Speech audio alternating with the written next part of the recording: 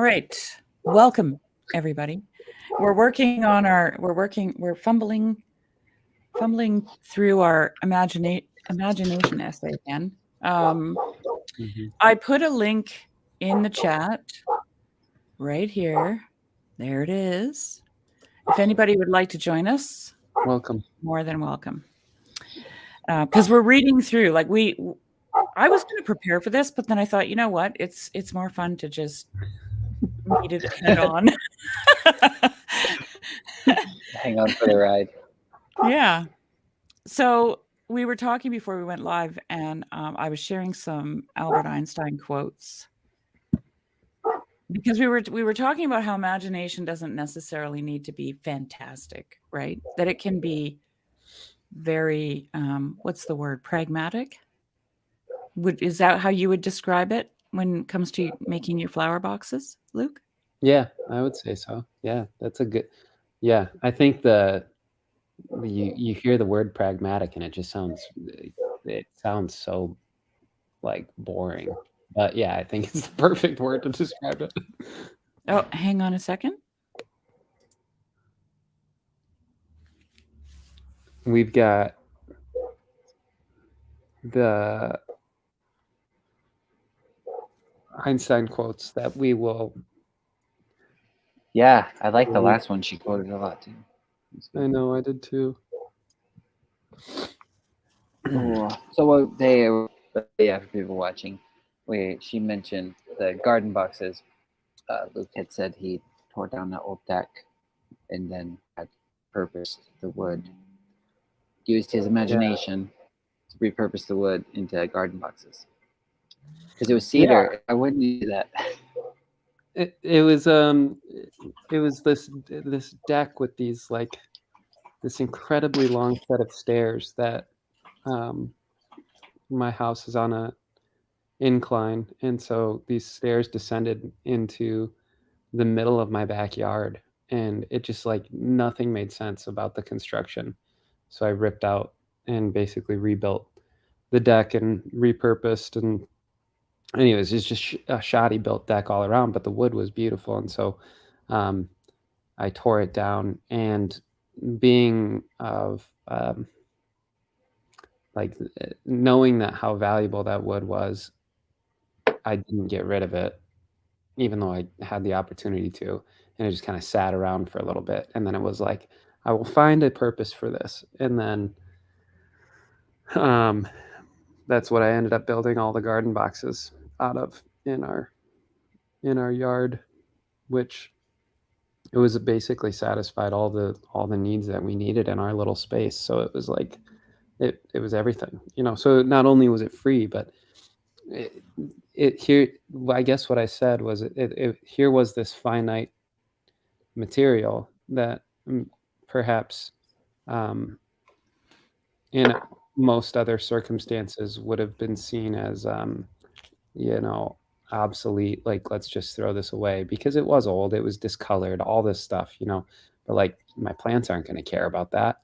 You're not going to use this to build anything but like a chicken coop or a garden box or something like that. You're not going to side your house with it. You're not going to retrim anything, but you could.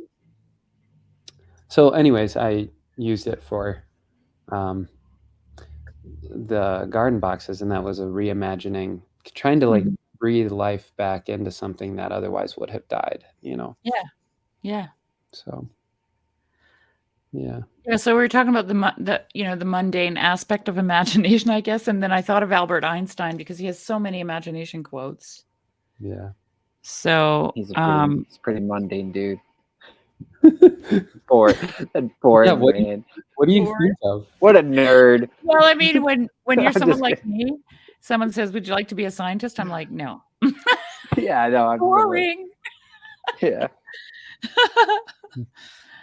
Yeah. So he says here, these are just some quotes, random quotes. The true sign of intelligence is not knowledge, but imagination.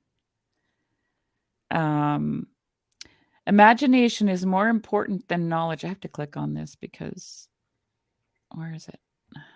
Oh, there it is. Imagination is the language of the soul. Pay attention to your imagination and you will discover all you need to be fulfilled. And imagination is everything, is one of his quotes. Imagination is more important than knowledge. Knowledge is limited. Imagination encircles the world. And and then the logic. Logic will get you from A to B. Imagination will take you everywhere. So there we have it. Albert Einstein's on our team. Yeah. So I think we're in good company. We like him now. Yeah, he's all right now. Yeah. So, do you guys have any thoughts about last week's conversation before we dive into the thing afresh? Anything you wanted to Oh man. mull over, or you want to just dive in? I say we dive in. There was so much there though. Like I think we could return to stuff, but that's my opinion. Yeah, well, I mean, we could always do we can do whatever we want. So we'll dive in. How about that? I like it. Yeah. Do you want to read, Jason? Sure, I can. I get it. Do you guys have where we left off? I mean, I do if you don't, but I guess you can find it as I go. I remember. Okay. Thinkest thou, says Carlyle. Yeah. Thinkest thou, says Carlyle, in past and present. There were no poets till Dan Chaucer, no heart burning with a thought which it did not hold, and had no word for, and needed to shape and coin a word for, what thou callest a metaphor, trope, or the like. For every word we have there was such a man and poet. The coldest word was once a glowing new metaphor and bold questionable originality. Thy very attention, does it not mean an attentio stretching to? Fancy that act of the mind, which all were conscious of, which none had yet named, when this new poet first felt bound and driven to name it. His questionable originality and new glowing metaphor was found adoptable, intelligible, and remains our name for it to this day. All words, then, belonging to the inner world of the mind are of the imagination, are originally poetic words. The better, however, any such word is fitted for the needs of humanity, the sooner it loses its poetic aspect by commonness of use. It ceases to be heard as a symbol, and appears only as a sign. Thus thousands of words which were originally poetic words, owing their existence to the imagination, lose their vitality and harden into mummies of prose. Not merely in literature does poetry come first, and prose afterwards, but poetry is the source of all the language that belongs to the inner world, whether it be of passion or of metaphysics, of psychology or of aspiration. No poetry comes by the elevation of prose, but the half of prose comes by the massing into common clay of thousands of winged words, whence, like the lovely shells of bygone ages, one is occasionally disinterred by some lover of speech and held up to the light to show the play of color in its manifold laminations. Oh, do we want to take a break here, or do you want to keep going? Yeah, I think we want to take a break here. This next part I've heard you quote before though too. So this next line, yeah, it's one of my favorite quotes. Yeah, we'll let you read that one. Yeah, I love this part though. I started reading it and I was like, I can start reading slower because I don't even know what I'm saying as I'm reading through it. It's a lot in there. Yeah, I don't even know where to start. I had highlighted in the first paragraph I read, thy very attention, does it not mean a attentio, a stretching to? Mm-hmm. I thought that was kind of neat. Yeah. This is, can I say, I want to say something here. Do it. In regards to the conversation that we were having in the Voxer earlier today, I think that this does touch on the idea of the will or volition in regards to attention, or I mean, in regards to imagination, because let's just, for those listening and for Jason too, let's pose that question. So let me see if I can find it. Luke asked, I wrote it down here because I liked it. Where is it in these 111 messages? Is there any amount of volition and will regarding the imagination? And what ended up happening in the John Vervaeke video with the bishop, what's his name? Maximus. Bishop Maximus. He talked about the imagination not projecting, but realizing. And I was kind of making the argument that it does both, like that it does project and realize. And I'm trying to figure out if this sentence right in here, thy very attention does not mean a stretching to. Because if you're just giving something your attention, it's more of a realization. It doesn't impose itself or assert itself or necessarily will itself, or it doesn't project itself. It's more of a realization. So I don't know that there's a lot. Probably, like I'm not entirely, like, we haven't thought this through, and I think we should. It'd be fun to do, but Sure.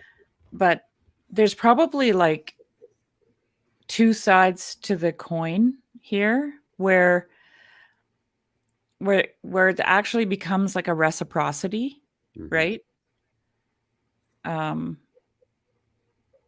But because if you're stretching towards something, then it's making itself available to you. Like, it may even be stretching towards you, right? But if it isn't stretching towards you, it's at least not moving away from you.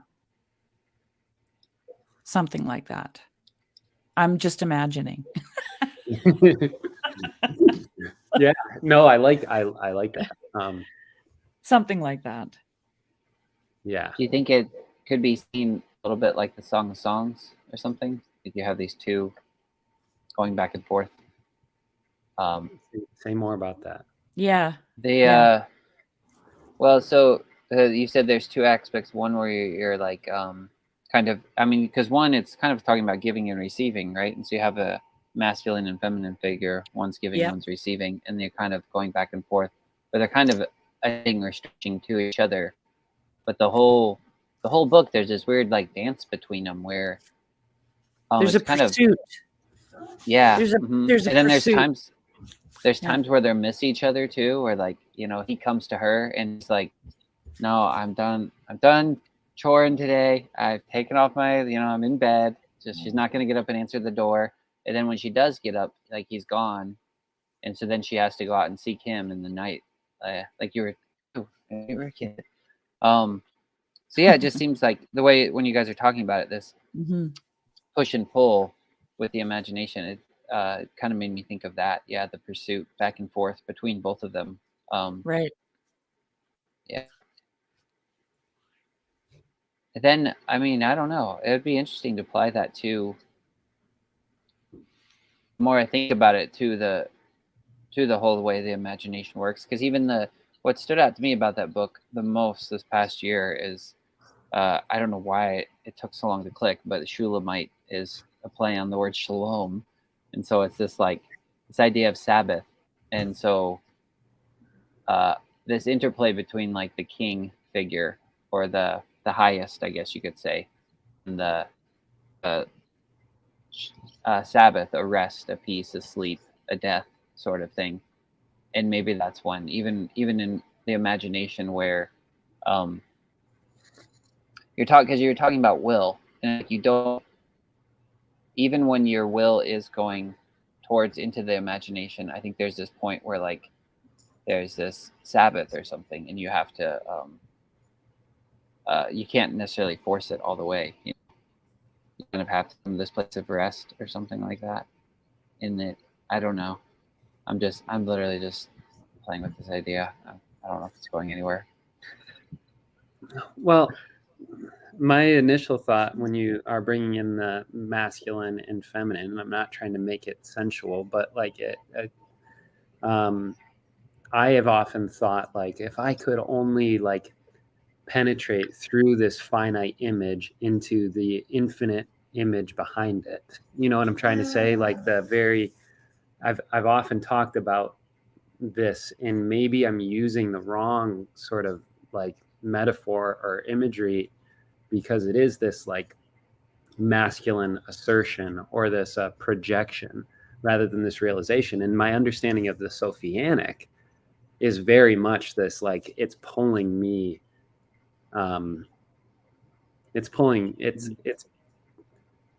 but it also entices me. You know what I'm trying to say? So it's like, I don't want to take away that like necessary movement of potential penetration, but there's also this way in which it's like, I don't know. Maybe I'm going a little too far with that. No, I think there's a lot. So there's this thing I wrote. I don't know if I lost it on my phone. I wrote it one time, but it was, I think, our first conversation we had when I was talking about the moon. We talked about the moon and everything, and it was that the beginning of that year. I remember praying.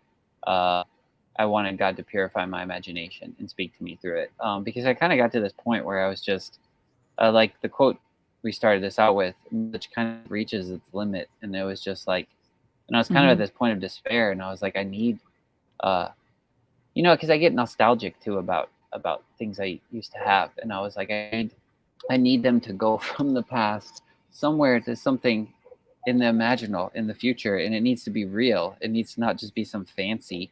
But then through praying those prayers, I remember I just wrote this thing, and it was something like, I saw the moon, and she came to me with her light, but then as she came, dancing around her were like all these harlots or something like that. Like there's this enticement of this this silvery, like, imaginal light, this a little bit ambiguous light, because if you go walk out in the full moon at night, things are kind of not as clear, and so you're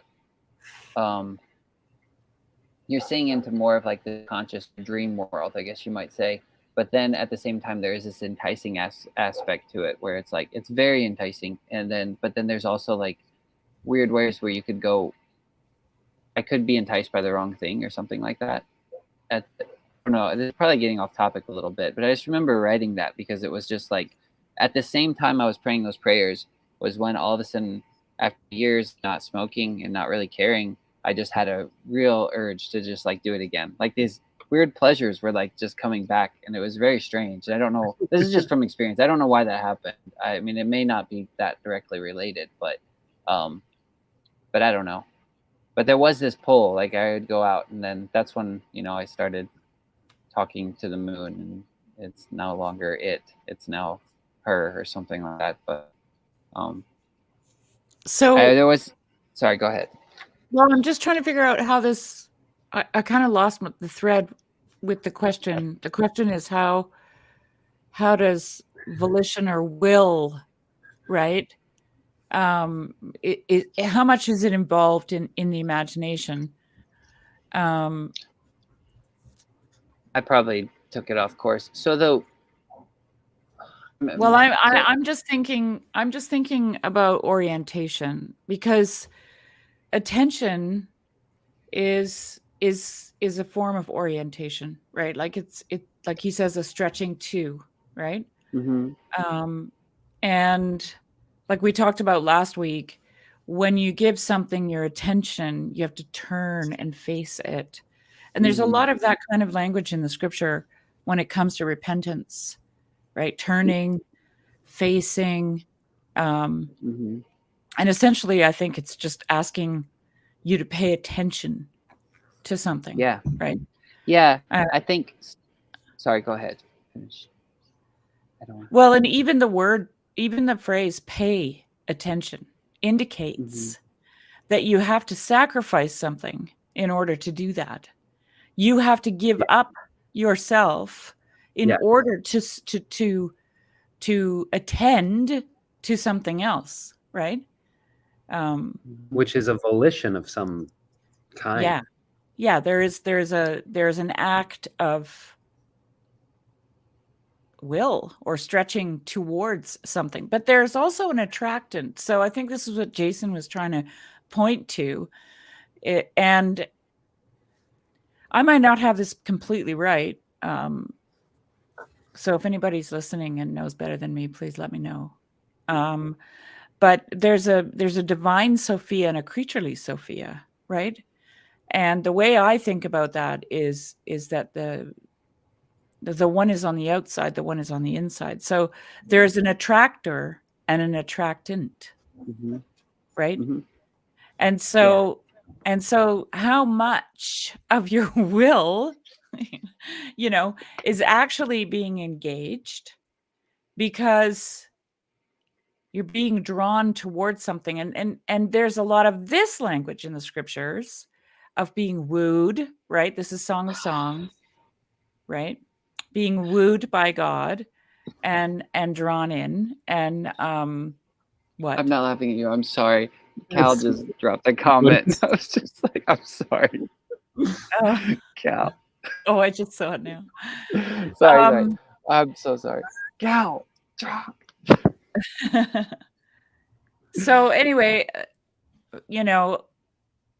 that's why I said in the beginning, I think that this is more like you can't just talk about it as it's, it's one or the other. It's a both. It's a both and thing. Yeah. Right.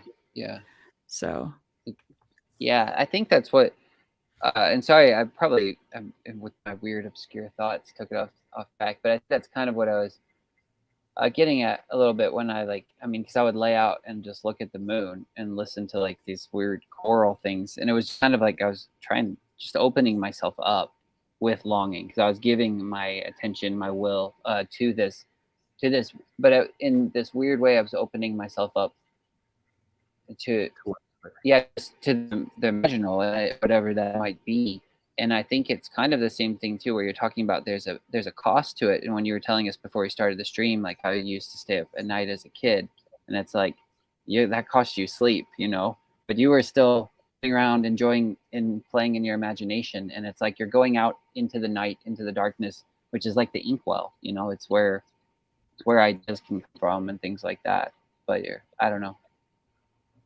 Well, I mean, at night, nothing is functioning as nothing has its function, right? So the living room is not being lived in, the kitchen is not being cooked in, and so they're like, I'm just thinking about my, my late night romping around the house with my mother's dresses on.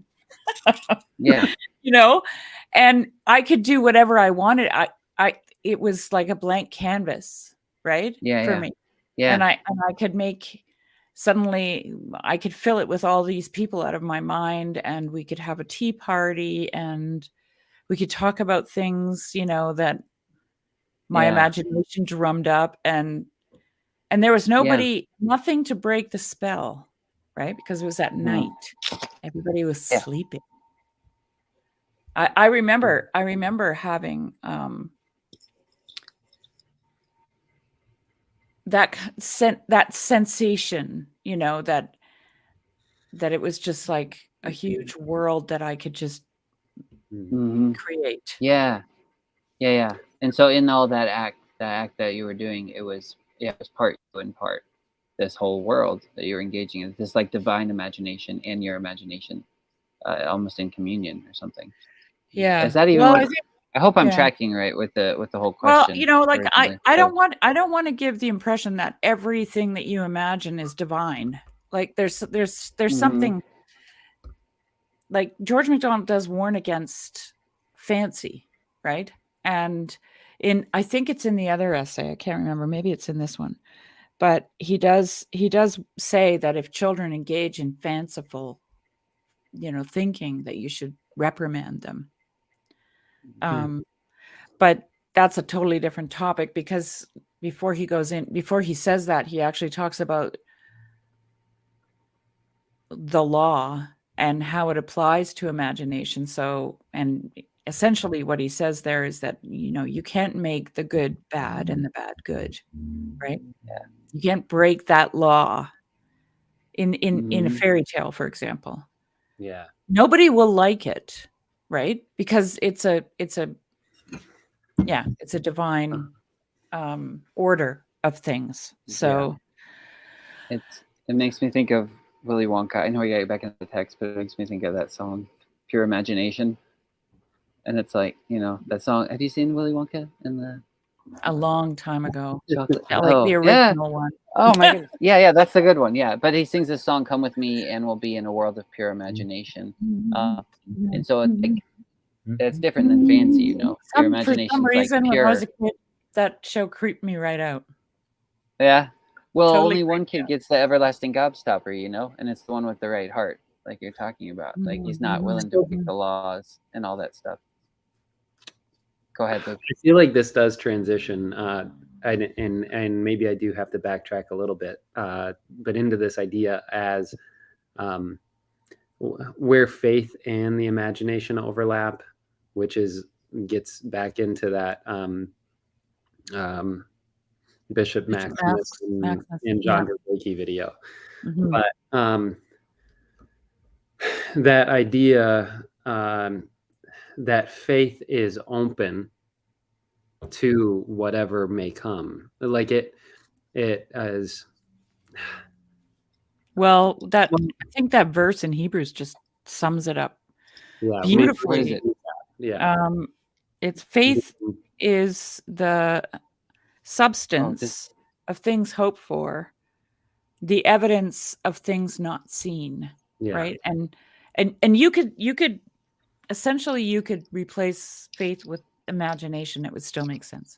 Imagination is the substance of things hoped for, the evidence of things not seen, right? Like they nuanced it a little bit in that conversation. I'm not even going to attempt to get into it. So they weren't trying to make it a precise one-to-one correspondence between faith and the imagination, but it does work for our purposes here to do that. Yeah.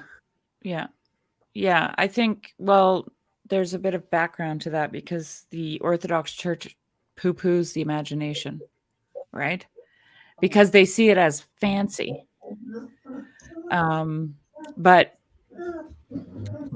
yeah, I don't want to get into the reasons why, because God only knows. But I think that there's an opportunity to redeem it, and I think that's what Bishop Maximus was aiming for when he talked about it being faith, right? Because I think what he's doing there is showing people who have trouble with understanding it properly what it really is, because it has a bad rap in some places, right? So yeah, I think faith is a great word to describe the action of will and volition being met with the absolute complete unknown in openness. So it's like it is this almost balance, pragmatic balance between, I will act, I will move towards not even something that I know with any sort of certainty. It's not like I'm acting on the basis of a conclusion necessarily, but I'm acting with this provisional, provisional set of evidence. Like I have reason enough to trust God, even when He carries me down even though I've got a machete and I'm hacking through a forest, you know what I often think of when I think of faith is the scene in Raiders of the Lost Ark where he has to step out into that chasm, and it's just a chasm, right? And he steps out and he lands on this glass, or I don't know what it is, bridge, right? And then suddenly the lights, the angle of the camera or whatever changes slightly and you can see the bridge. But from where he was standing and what you were looking at, there was nothing there, right? And so until he actually found it by stepping out, right, in faith. And I mean, when you think about the verse, faith is the substance of things hoped for, right? That's the bridge. He's hoping it's there. Yeah. The evidence of things not seen, right? Yeah. Because he's on it. He's walking on it. Yeah. Now, like he's participating in that thing, even though it has no concrete sensibility. And there's no reason that it should be there. Yeah. Like, why would it even be there? Yeah. It's irrational. Mhm. It's Yeah. counter to Yeah, logic. that made me think of this. This is George MacDonald, of course, but then the old man of the earth stooped over the floor of the cave, raised a huge stone from it, and left it leaning. It disclosed a great hole that went plumb down. That is the way, he said. But there are no stairs. You must throw yourself in. There is no other way. She turned and looked him full in the face, stood for a whole moment, as she thought it. It was a whole year. Then threw herself headlong to the hole. I don't know. It just made me think of the Indiana Jones stepping out over nothing. Like, you just have to have that, almost that trust to just throw yourself in headlong. Yeah. Mm-hmm. Yeah. And it reminds me of you at night listening to whatever music you're listening to, looking at the moon and sort of opening yourself up to, you're also depending on your own integrity too. Like you're really trusting yourself in that way as well. And maybe you weren't at the time, I don't know, but you at least were. It's almost like this, like the faith requires a kind of like faith in your own capacity to come out the other side of my dog staring at my cat. Yeah. But I think I know what you're saying. Yeah. Maybe this like this way in which like there might be something of like you're gonna survive it or what, like I don't want to say there's something of your ego will remain, but maybe that because I don't necessarily think the ego is bad in and of itself, but you'd think like a lot of people that like will open themselves up entirely are looking for some sort of like complete erasure of the ego, where someone who might open themselves up for a transformation or some sort of complete openness, there would be something of the self that is transmuted through that process. Like you don't want your imagination to take you like into the abyss. You want your imagination to take you through the abyss. It's like Let's keep going here because I think we're gonna. I wanted to just read a couple lines out of that second paragraph. Yeah, let's do that for sure. All words then belonging to the inner world of the mind are of the imagination, are originally poetic words. The better, however, any such word is fitted for the needs of humanity, the sooner it loses its poetic aspect by commonness of use. It ceases to be heard as a symbol and appears only as a sign. So he makes a distinction between a symbol and a sign. Mm-hmm. Thus, thousands of words, which were originally poetic words, owing their existence to the imagination, lose their vitality and harden into mummies of prose. And then he says that, poetry came first, not merely in literature does poetry come first, but poetry is the source of all the language that belongs to the inner world, whether it be of passion or of metaphysics, of psychology or of aspiration. No poetry comes by the elevation of prose, but half of prose comes by the massing. This is so beautiful. Massing into the common clay of thousands of winged words, whence, like the lovely shells of bygone ages, one is occasionally disinterred by some lover of speech and held up to the light to show the play of color in its manifold laminations. And do either one of you know what's that called now? It's that Emily Dickinson poem. Hope. Hope is a thing with feathers. Mm. You know that one? Sounds very familiar. It's just a little short. I'll just read it quick.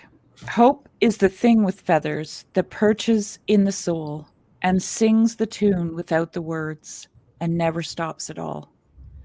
And sweetest in the gale is heard, and sore must be the storm that could abash the little bird that kept so many warm. I've heard it in the chillest land and on the strangest sea, yet never in extremity it asked a crumb of me. I thought I for some reason when I was reading that second part there, you know, the massing into the common clay thousands of winged words, right? Mhm. Hope is a thing with feathers came to my mind. And like you said, poetry is the source of all language that belongs to the inner world, which is another thing that poem really illustrates well, I think. Yeah. Yeah. That part is really, really good. Paragraph. That sure helped me a lot in my thinking. Opened up some new windows for me. Just thinking of that, how that happens with language. Yeah. Do you guys see the correspondence between like this basically the way the poetry hardens into Mummies of prose? Yeah, mummies of prose. This is what I would understand as operating in a language of dead or dying metaphors. Exactly. Yeah, and that's a hot button topic actually, because people like, why does that even happen? You know, like I think I told you that when we first moved into the bush, and we came back from, I don't know, we were somewhere for the day, and we came back and our horses had gotten out and they were all in their hay for the winter, like their winter hay supply, and it wasn't winter yet, right? and the kids are like, oh, the horses are having a hay day, you know. And I was like, oh my gosh, that's exactly right. Even if the word wasn't the same, you know, the metaphor came back to life again. And that happened many times that first year that we were living, you know, on the land and with the land. And I started to realize that a lot of the reason why that we have so many dead metaphors is because we don't live there anymore. We're not close to nature.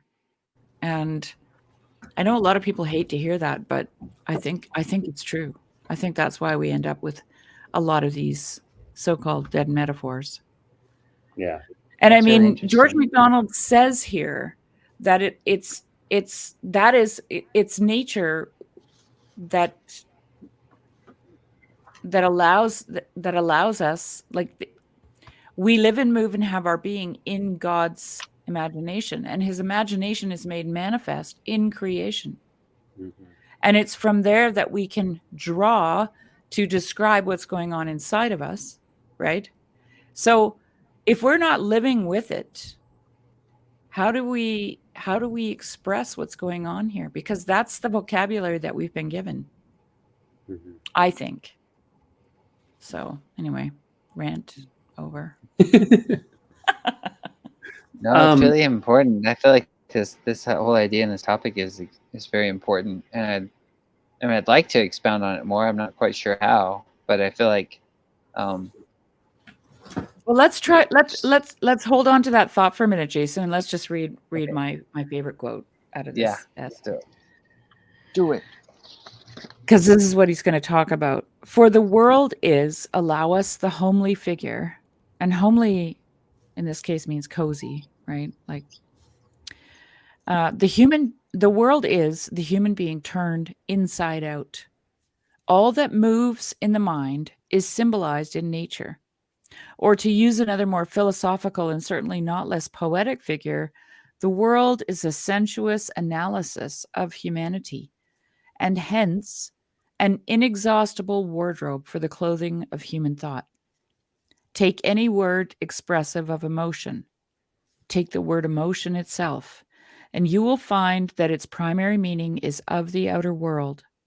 In the swaying of the woods, in the unrest of the wavy plain, the imagination saw the picture of a well-known condition of the human mind, and hence the word emotion.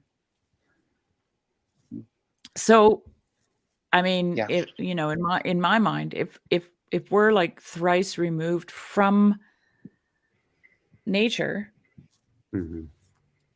then what? Do we have a meaning crisis? Maybe. Yeah. Yeah. And you have an intimacy crisis, which is the Well, roots of a meaning crisis. well. Here's the thing. What does he say about the forms? That the forms are in nature, right? And the imagination has but to what? Light the lamp within the forms. Because why? Because they already contain the meaning. Mhm.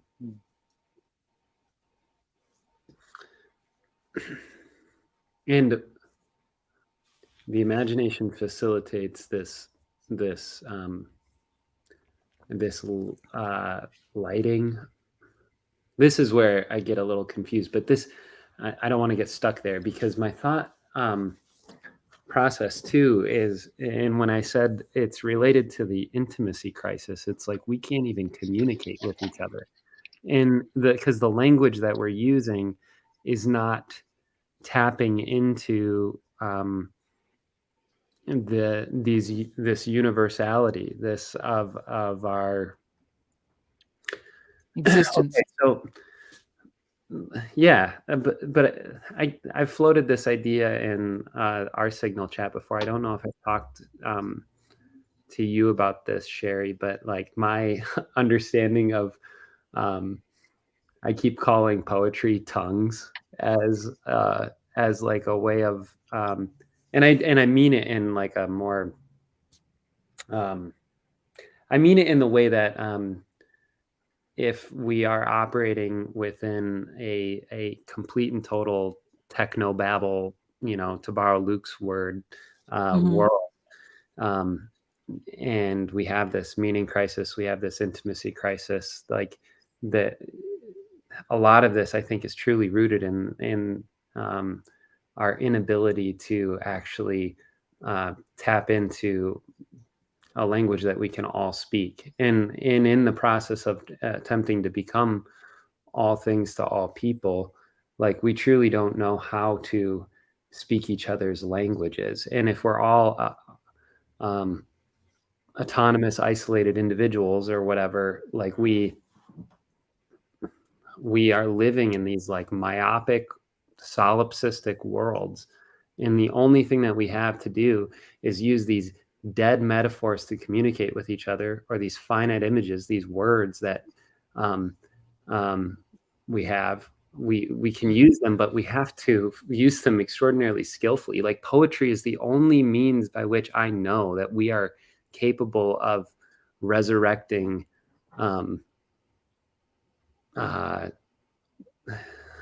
what am I trying to say?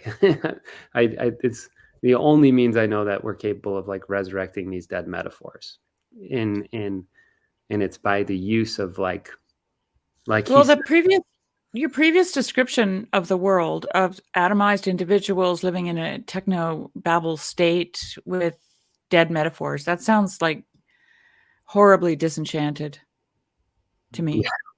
Yeah. I don't live there. Like I honestly don't live there, and I use technology.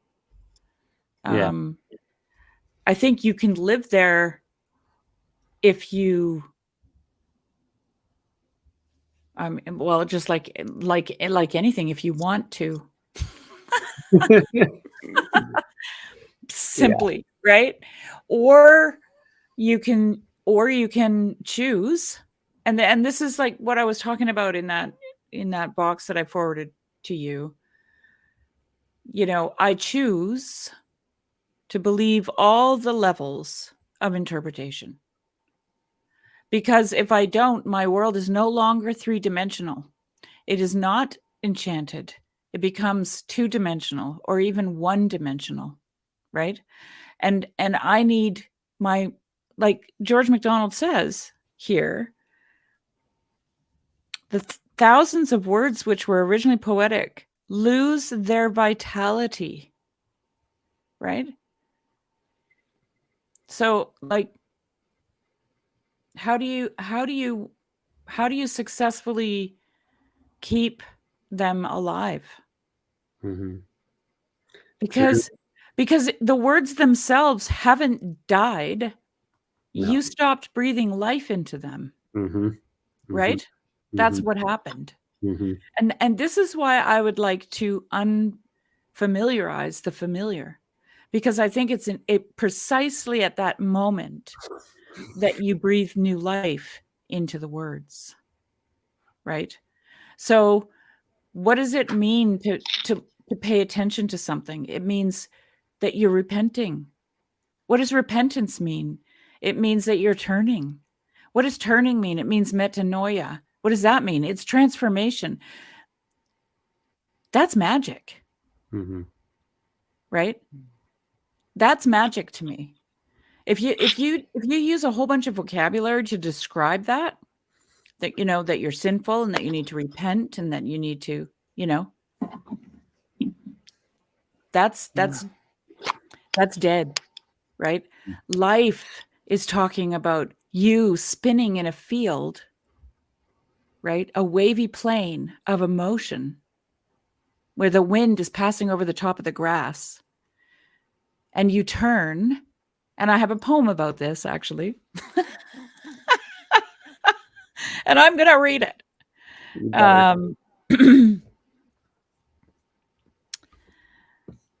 Because I don't think that I don't think we have an intimacy crisis, first of all. Because I'll just read my poem. Greens and blues, full color and hues, ripples and waves, feet move and sway.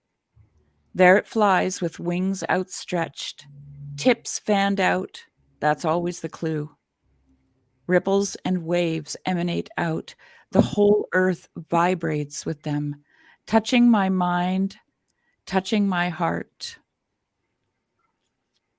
Moss, like an old man's beard, cling and live for centuries. Trees whisper and the wind passes right through me. A warm embrace from behind, unexpected, wrapping around me. I lay into it, rest from the unrest.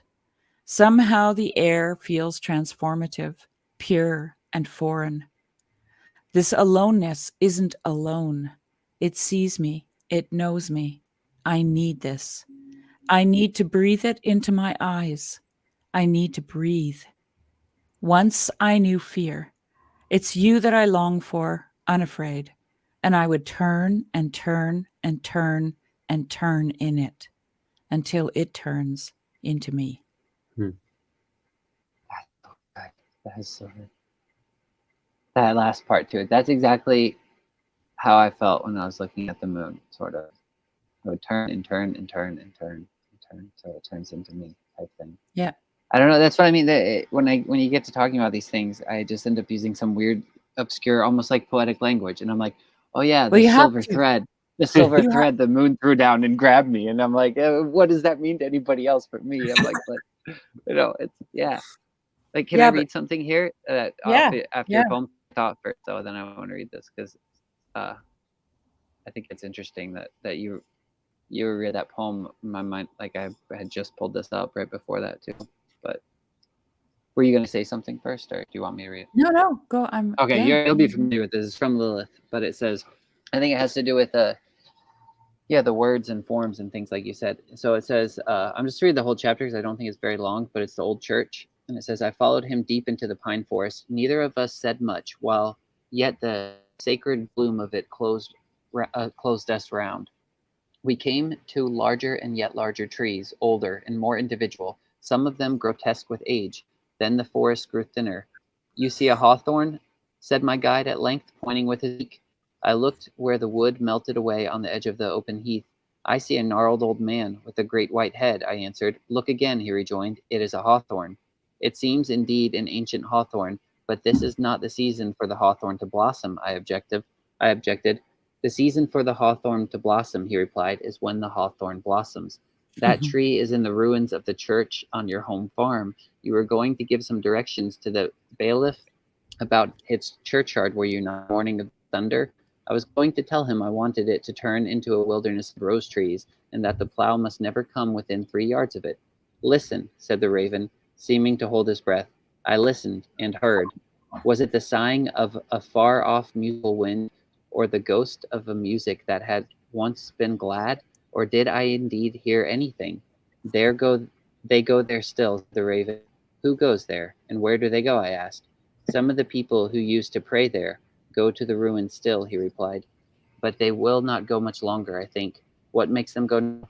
They need help from each other to get their thinking done, their feelings hatched. So they talk and sing together, and then, they say, the big thought floats out of their hearts like a great ship out of the river at high water. Do they pray as well as sing? No, they have found that each can best pray in his own silent heart. Some people are always at their prayers. Look, look, there goes one. He pointed right up into the air. A snow-white pigeon was mounting, with quick and yet quicker wing flap, the unseen spiral of an ethereal stare.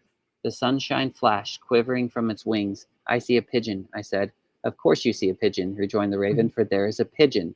I see a prayer on its way. I wonder now what heart is that dove's mind. Someone may have come awake in my cemetery. How can a pigeon be a prayer? I said. I understand, of course, how it should be a fit symbol or likeness for one, but a live pigeon to come out of a heart? It must puzzle you. Cannot fail to do so. A prayer is a thought, a thing spiritual, I pursued. Very true, but if you understood any world besides your own, you would understand your own much better. When a heart is really alive, then it is able to think live things. There is one heart, all whose thoughts are strong, happy creatures, in whose very dream, whose very dreams are lives.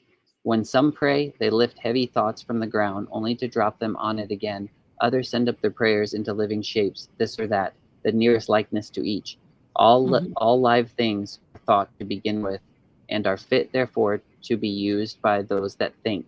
When one says to the great thinker, "Here is one of thy thoughts, I am thinking it now," that is a prayer, a word to the big heart from one of its own little hearts. Look, there is another. This time the raven pointed his beak downward to something at the foot of a block of granite. I looked and saw a little flower. I had never seen one like it before, and cannot utter the feeling it woke in me by a gracious, trusting form, its color and its odor, as of a new world that was yet the old. I can only say that it suggested an anemone, was of a pale rose hue, and had a golden heart. That is a prayer flower, said the raven. I never saw such a flower before, I rejoined. There is no other such. Not one prayer flower is ever quite like another, he returned. How do you know it is a prayer flower? I asked. By the expression of it, he answered. More than that I cannot tell you. If you know it, you know it. If you do not, you do not. Could you teach me to know a prayer flower when I see it? I said. I could not, but if I could, what better would you be? You would not only you would not know it of yourself and itself. Why know the name of a thing when the thing itself you do not know? Whose work is it but your own to open your eyes? But indeed the business of the universe is to make such a fool of you that you will know yourself for one, and so begin to be wise.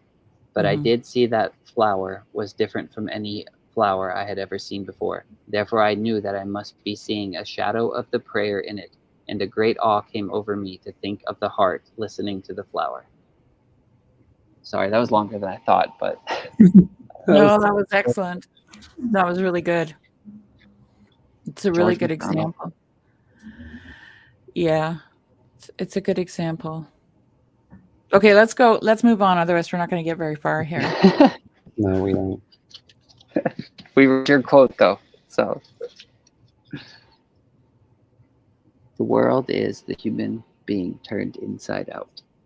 Mm-hmm. Yep. All that moves in the mind is symbolized in nature. And meaning is already in the forms. And the imagination is the light that lights the lamp inside the forms. Right? Yeah. So, That's like, how are we to make sense of the world if we have removed ourselves from the forms? Yeah. Just a thought. Okay. I'll read a couple.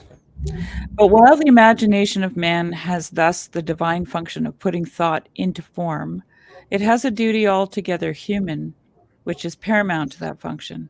The duty, namely, which springs from his immediate relation to the Father, that of following and finding out the divine imagination in whose image it was made. To do this, the man must watch its signs, its manifestations. He must contemplate what the Hebrew poets call the work of his hands, and his is capitalized, so God's hands. Quote, but to follow those is the province of the intellect, not of the imagination. So this is seems to be like an accusation or a proposition, right? So to follow these things is the province of the intellect, not of the imagination. We will leave out of the question at present that poetic interpretation of the works of nature with which the intellect has almost nothing and the imagination almost everything to do. It is unnecessary to insist that the higher being of a flower, here's Jason's reading coming up, even is dependent for its reception upon the human imagination.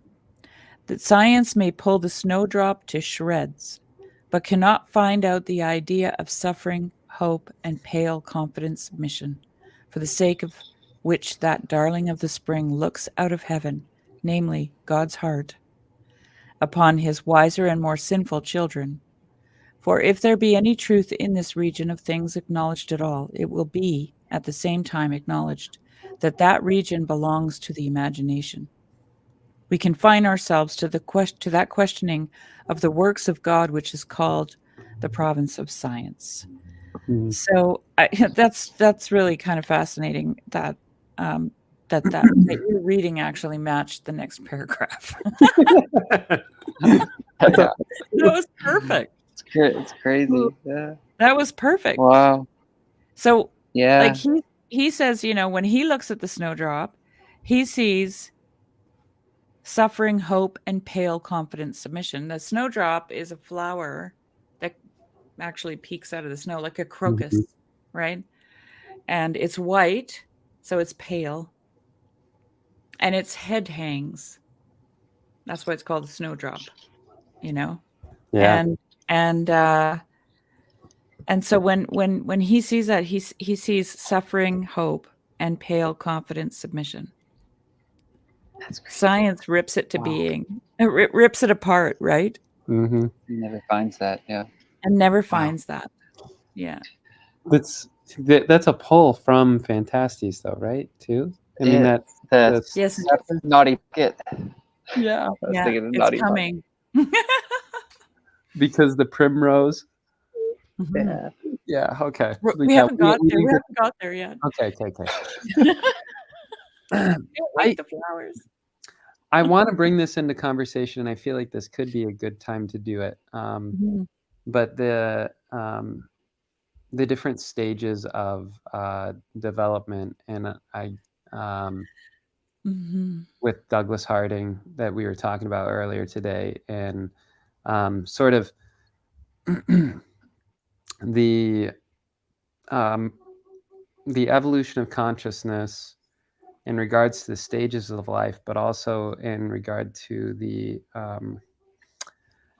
U-shaped journey and what that looks like. And I don't know if I could tie it all together in any sort of articulate way like we did in like I was trying to do earlier today, but at least in this paragraph touches on it, because he's talking about how the scientific and we can bring this right into Fantasties with, but we're not quite there yet either. But this idea that the scientific does close the gaps in our understanding. Its purpose is to take away and well, maybe not its purpose, but what it ends up doing in its function is dulling the imagination, and dulling our sense of wonder. And what ends up happening in this place, in comparison to the child the childlike imagination, the chronic state of wonder that the child is into, uh, is constantly in, that sort of enters into this shadowed place of a depression of these sensibilities, and then the return of those sensibilities at a later time in life. Uh, the way that Well, I was oh, go ahead. Sorry, I interrupted. Oh, no worries. I'm being a little bit too long-winded. No, it's I'll be okay. precise in saying that the way I understand this is that it's almost as if there is no sort of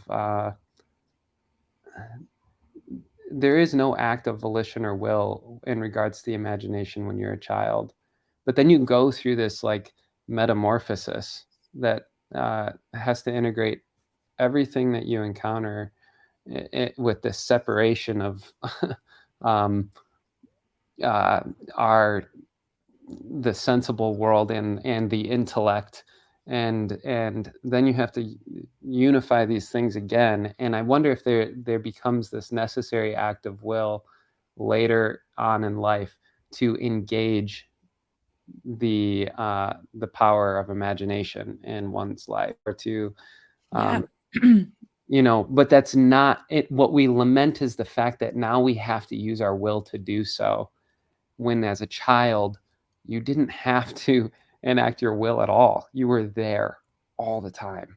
Yeah. Okay. Well, are you familiar with Barfield's idea of original participation, Yeah. final participation, and withdrawal, Yeah. which is essentially the U-shaped journey, right? So you have this, and then you can also map it onto Douglas Harding's 4 stages of life. So you've got original participation is what is the child, right? And I like to think about it as, he says in that video that, the parent takes the child and puts them in front of the mirror and says, "That's you, Bobby." And the kid's like, "Okay," just to make the parents happy, right? But he doesn't see himself as anything. He goes outside and he's Superman, right? Or he's a bird, or he's a horse, or he's a dog, or he's whatever he thinks about, that's what he is, or he, he can be the water, he can be the sand, he can actually meld into the environment that he's in, right? And this is I think maps on well to Barfield's original participation. This is what he means, and then you go through this withdrawal, and that would be Harding's teenager, right, who looks in the mirror and is confronted with their image, and then they believe the lie that this is who they are, right?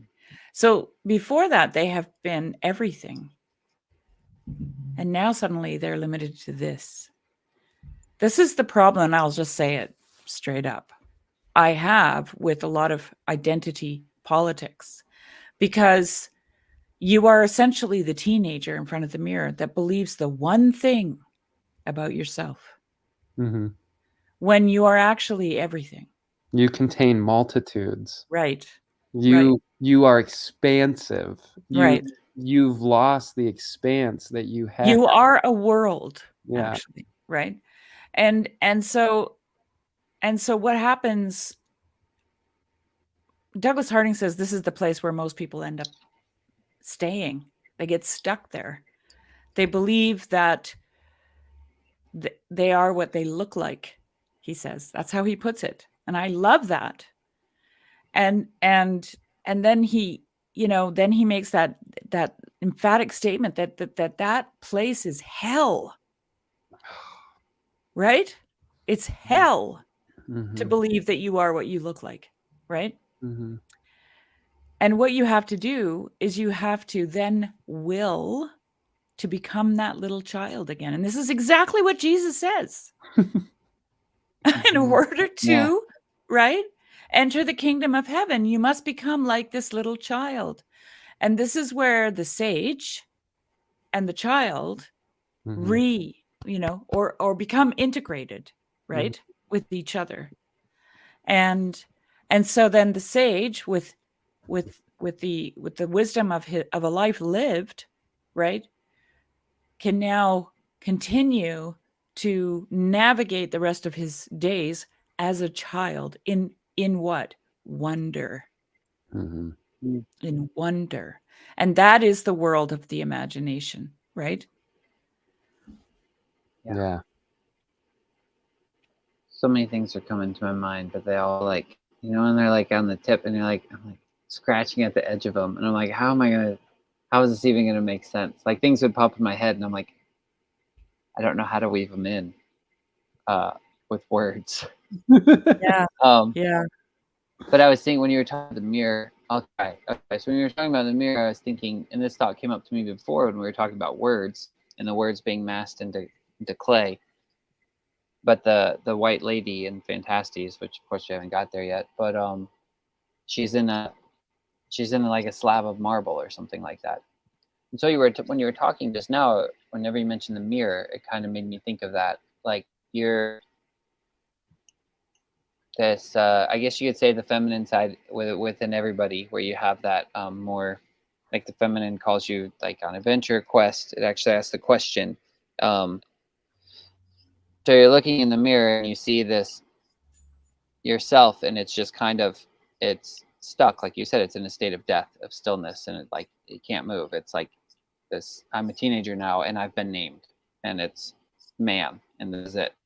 This is what I am, and it's I can't break free of it. Like I'm stuck in this slab of marble, and it's like you have to somehow awaken that again, like you're talking about, and then that with that white lady, whatever it is, that purity, that whatever, that pure, I would want to say imagination, but it's like your purest desire or something, the maiden, your desire.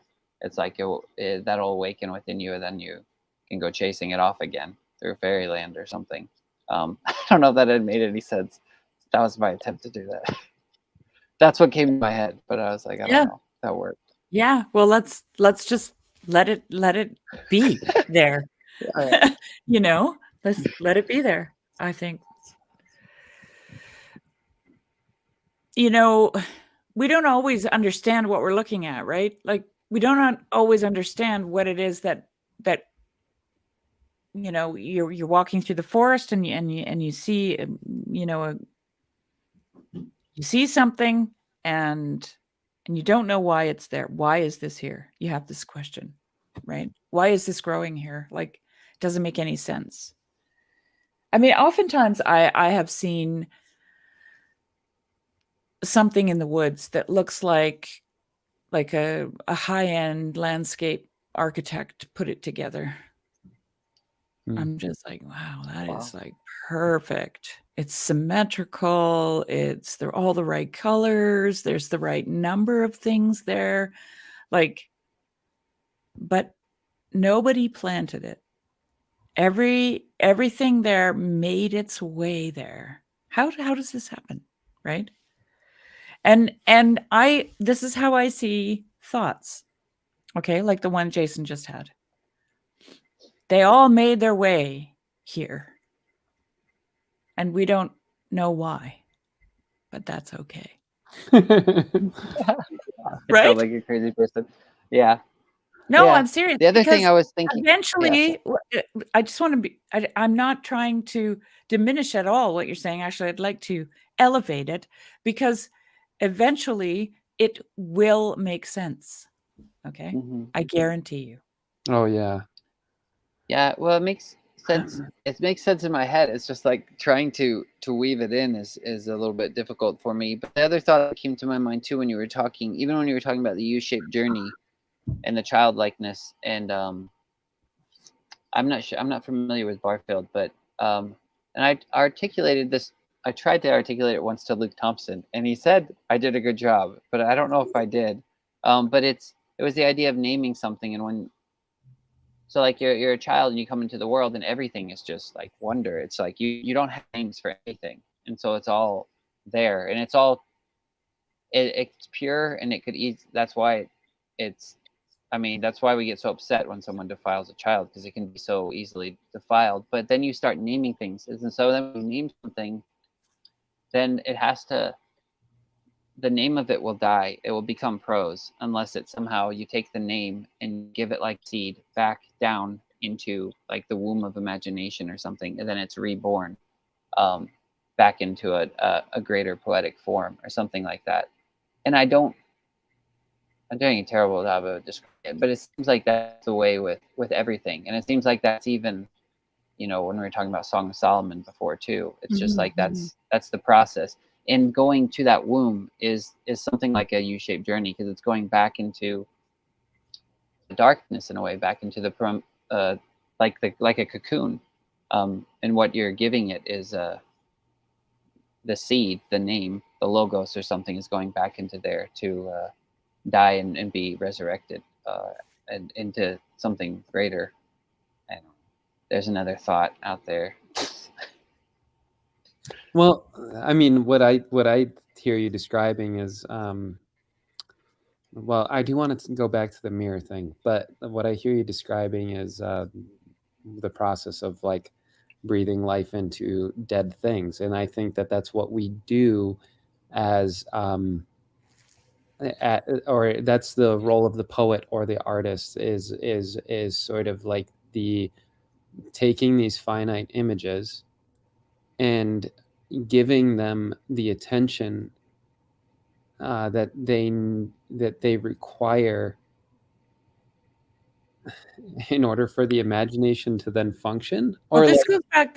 Don't you think this goes back a little to the original paragraph? I think where he says, let me see if I can find it here. Yeah. Well, it reminds me too when you're talking, Luke, of and Sherry uses this metaphor sometimes as the butterfly too, and it just makes me think of like when Jesus says, you know, you must, and he's talking to Nicodemus, and Nicodemus is like, how can one enter into the womb again and be reborn? And it's like, but a caterpillar is something we name, right? So I'd point at it and be like, that's a caterpillar. And is it? Because like pretty soon it's not gonna like, it's like, well, what the heck is where'd the caterpillar go? And it's like, but it's like the caterpillar doesn't, it's not like it ceases to exist, because there's still caterpillars, there's still things, but it's like, and now it's just more, it has wings again. It's just like now it's more alive than it was before, because you gave it to that U-shaped journey to go down back into the womb and then come up in like angelic form or something like that.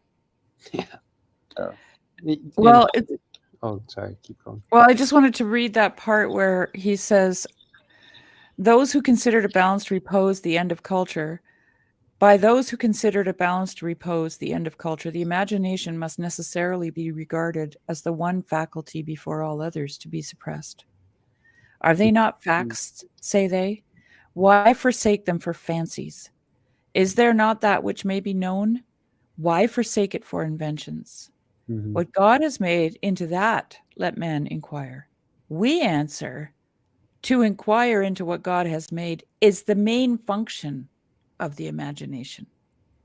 It is aroused by facts, is nourished by facts, seeks for higher and yet higher laws in those facts, but refuses to regard science as the sole interpreter of nature, or the laws of science as the only region of discovery. So, you know, this is the thing, like,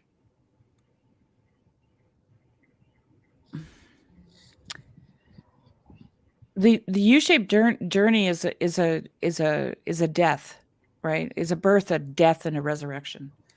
and the resurrection is the birth, is the rebirth, right? And he says here at the end of the first paragraph, he says, for repose is not the end of education. Its end is a noble unrest, an ever renewed awaking from the dead. Right? That is resurrection. Mm-hmm. A ceaseless questioning of the past for the interpretation of the future, an urging on of the motions of life, which had better far be accelerated into fever than retarded into lethargy. So you should be, accelerating, right? Mm-hmm.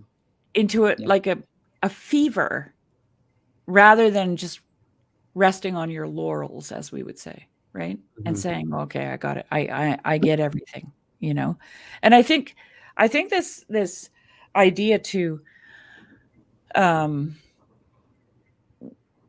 this lethargy that he talks about here, this is a kind of oh shoot, now I just lost my train of thought.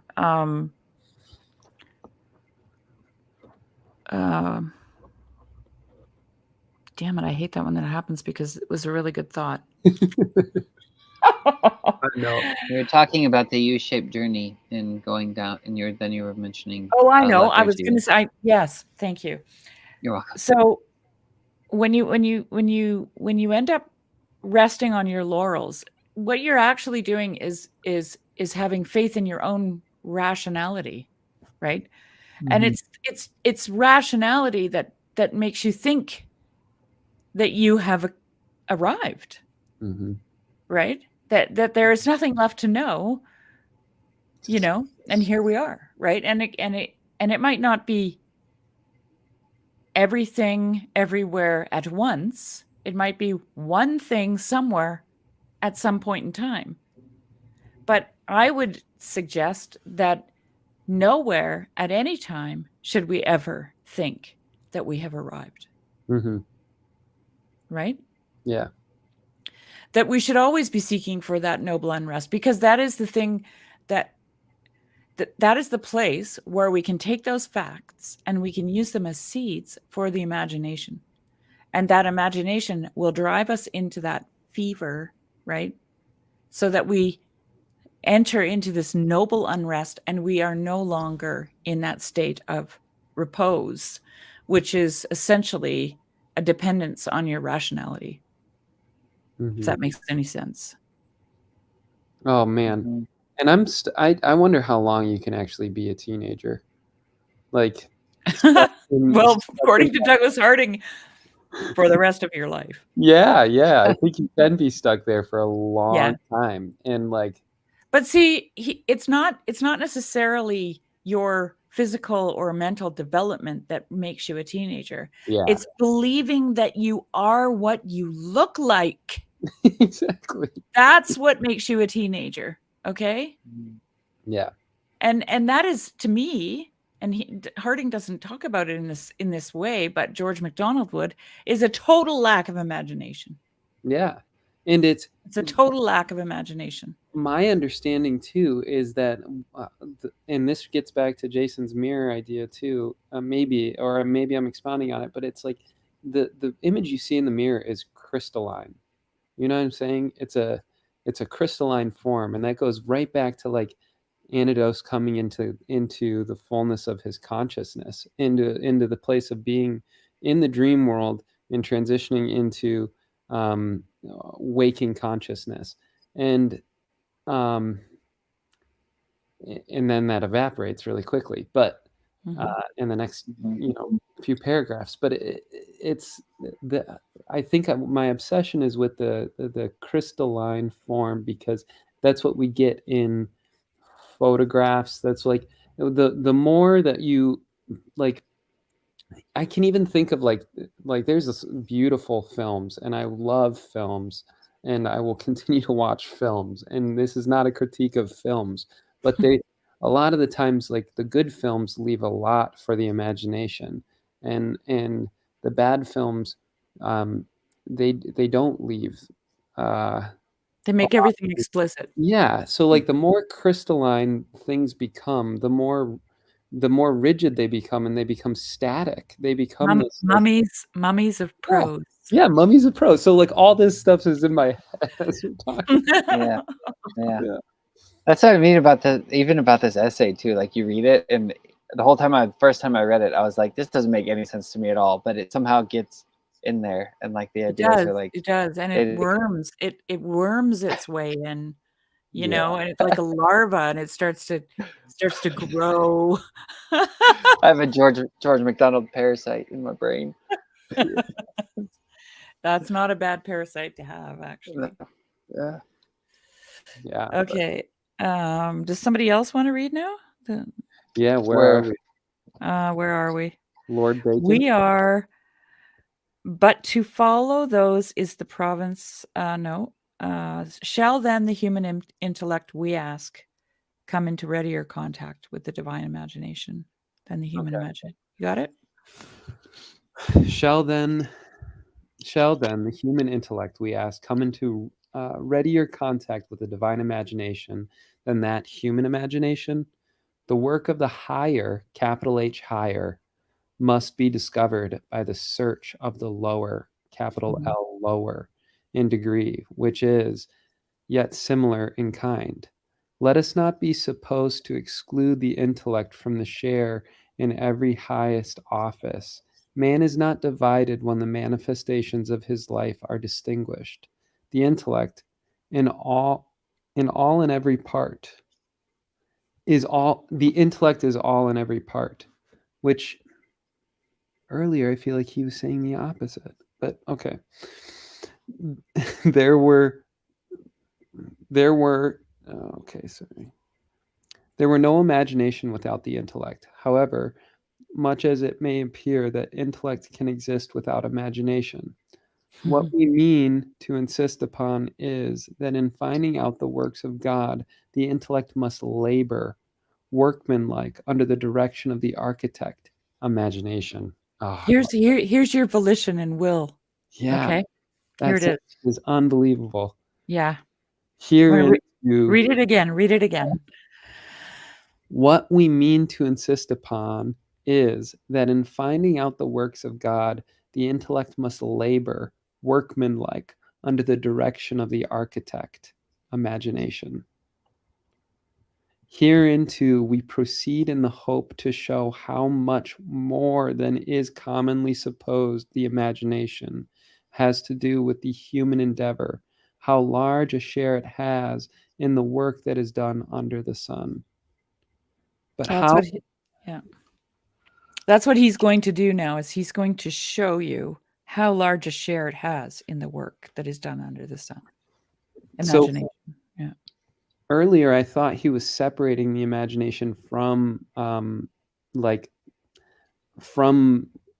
the intellect, but here he puts the imagination like within the intellect. Well, he says outside of the intellect. Yeah, the preceding paragraph, he says, but to follow those is the province of the intellect, not of the imagination. So that's somebody making that statement, right? And then he says, we will leave out of the question at present that poetic interpretation of the works of nature with which the intellect has almost nothing and the imagination almost everything to do. So in this, the poetic interpretation of the works of nature is not a region of the intellect.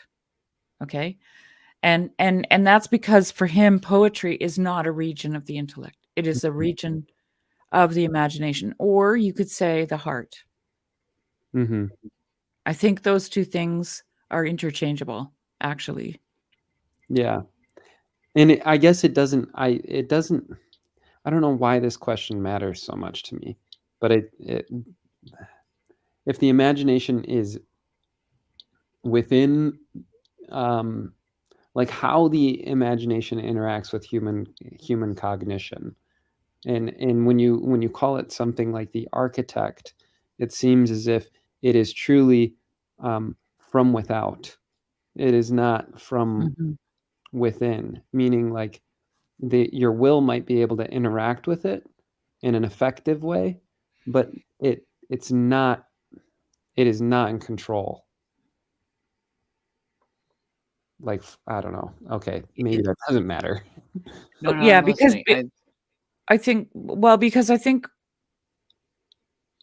if you could draw a picture of what you just said, you would you would think that your imagination exists in here, Mhm. that it's yours.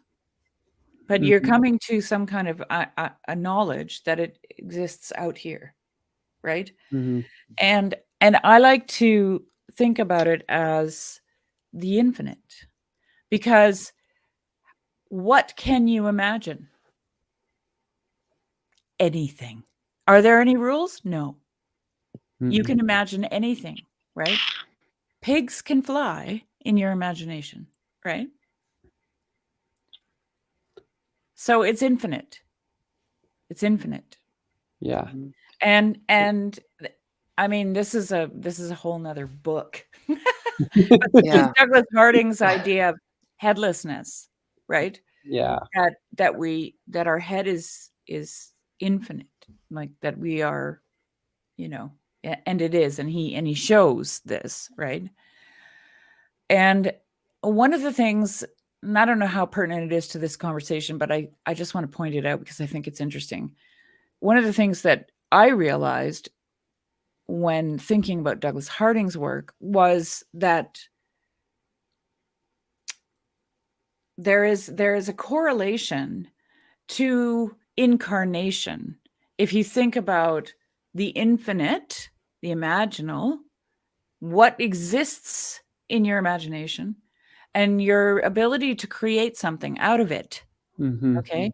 Mhm. It is making the infinite finite, okay?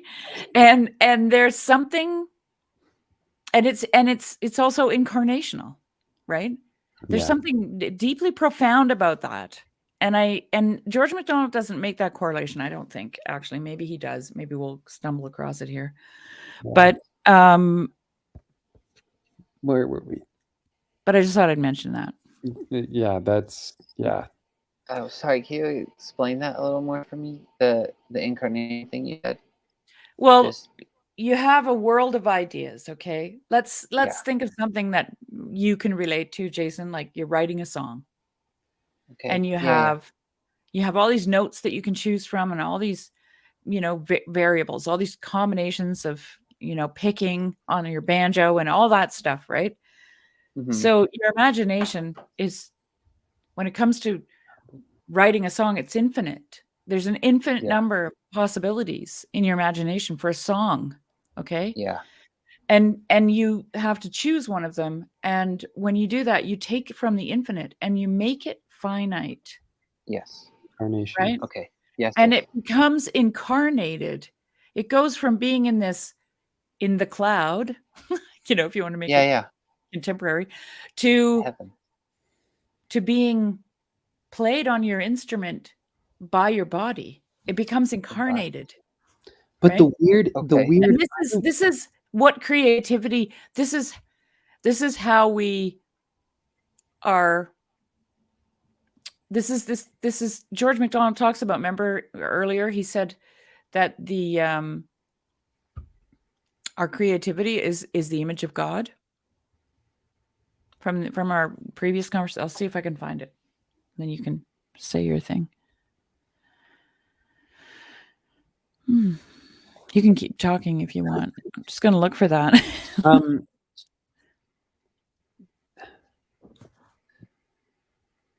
Go I ahead. Look, I don't know. okay. I thought you had something to say. My favorite I'm like processing. okay, one of my favorite lines is that um the particularity is the playground of the imagination. And I swear this is probably George MacDonald that says it, but I don't know. I can't find it. Um, but what I get super confused about all the time, and this is this dynamic alternation that continues to happen in my mind, is where is multiplicity located? Is multiplicity located in the finite, or is it located in the infinite? Because it seems like there's a multiplicity in both places. For me, the multiplicity is in um like I can see how the multiplicity is in the finite because that's where incarnation occurs. Like that is where we encounter multiplicity. But like the idea of the infinite itself is this idea it's infinitum. It is endless. It is. Wouldn't you consider that being the multiplicity? Because it is. You can't even begin to count the possibilities, especially in regards to like how the imagination might function. It is. So I get extremely confused when talking about this, and I don't know if anybody else is on board with that. I think I'm trying to. Sorry, go ahead. Well, the idea of the one and the many is everywhere present, filling all things, right? It's like Jonathan Peugeot uses the chair to illustrate the one and the many. Yeah. A chair, okay? It is a chair, but it is also what? Pieces of wood and nails, and this piece is cut out of this, and it's all these molecules and atoms, and it's right. It's also a multiplicity. So it's a chair, but it's a multiplicity. So like this is the fractal nature of reality, right? It's everywhere, all the time. And it's that, like, in my opinion, that's my opinion. That when Jason is making a song and he has to choose which note, he has to get so specific, and he could have chose any other pathway, but he chose that pathway of incarnation, and it was like, and then it's in sequence with all the rest of the, what it takes to incarnate an entire song. But every single jot and tittle, as they use the words, it's like is accounted for in the particularity, and then it just continues to get even more microscopic, like the deeper you go, like what instrument was used, what, it's endless. It's the perennial problem of the one and the many, right? And to like try to figure out whether the multiplicity is within the space of the infinite or the space of the finite seems impossible to me. You're stretching my. Both of you do the last conversation too. It feels like my mind is just like really, really stretching the graph. But there's two waters. That's what's making me think of, Luke. Like you have, like you're saying, there's the cloud above, but then there's also the waters. There's almost like there's two wombs of imagination, or something like that. So it's like two infinites. Like every person is infinite as well as God is infinite. Well, yeah, because what you're intuiting right now, Jason, is the microcosm and the macrocosm. Right? The eye with which I see God is the same eye with which God sees me. That's a Meister Eckhart quote, right? Yes. And so it's like, yes. Well, this is why in Hermetics the Hermetic phrase is as above, so below. Right? Yeah. And this is why George MacDonald uses mirrors. Okay. Yeah. But you have to always keep in mind that it's not that these things are fractal, right? And that they this reality that you're trying to describe or understand is just going to constantly cascade into itself. Yeah, that's a good way of putting it. Yeah. This is why William Blake, when he drew the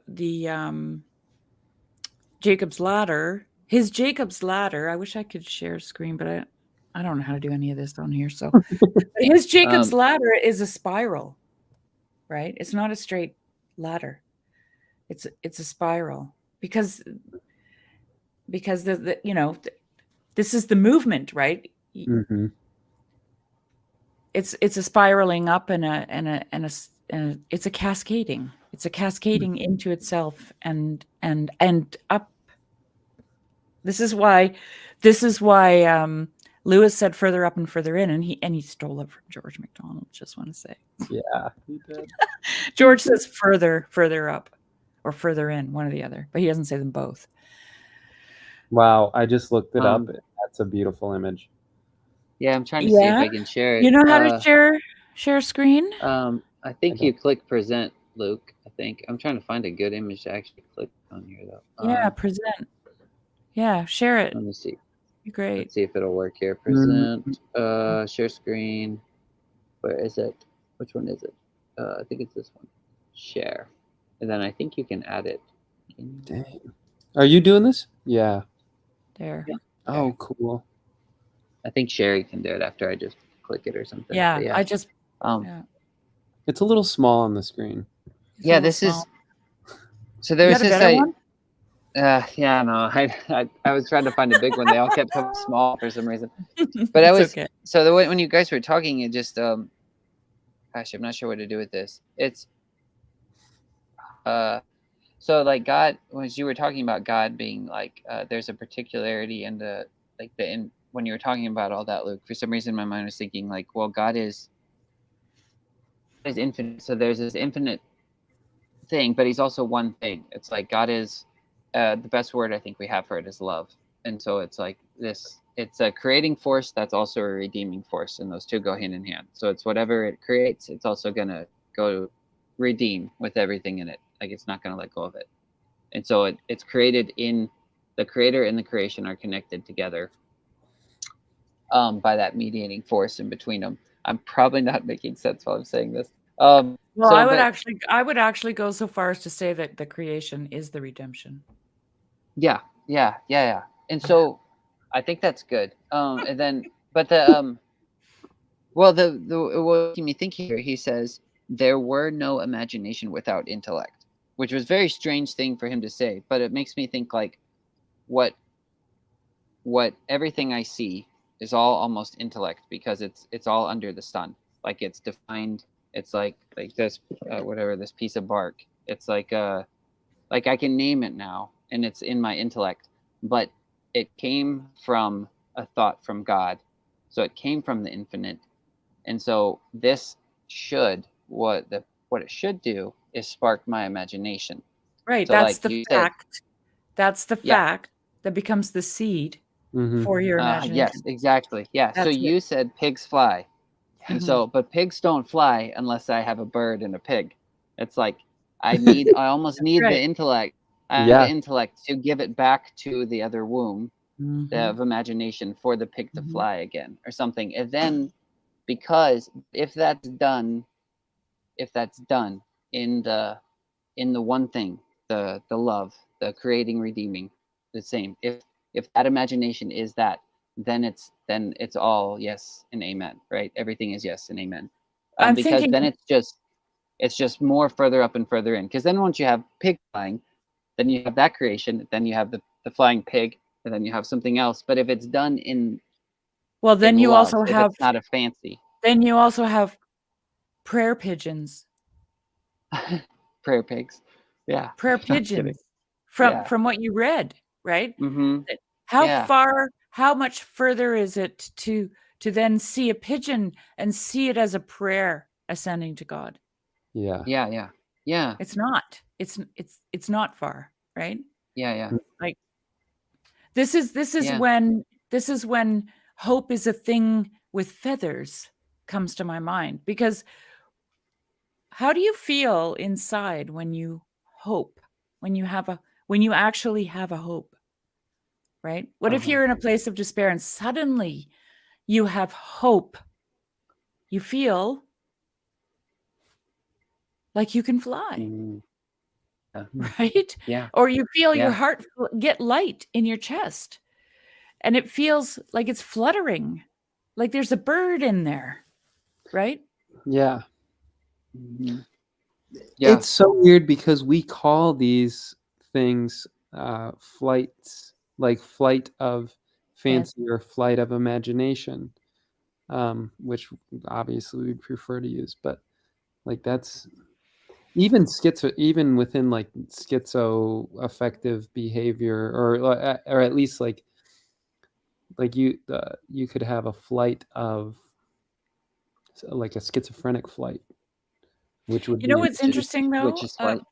McGilchrist claims, and I have to think more about this because, and I have been thinking about it for some time, that schizophrenia is actually more left brain than anything, right? That it's absolutely rational, and it's being like completely trapped in the rational, not and we think because it's, you know, people are hallucinating, and you know, I have a brother who's schizophrenic, and you know, I mean, it, you know, when he wasn't well, it would mean nothing for him to say, you know, a duck told me that, you know, and you're like, okay. Right? there. But it's an overabundance of rationality, according to Sounds McGilchrist. terrible. Yeah. Have you read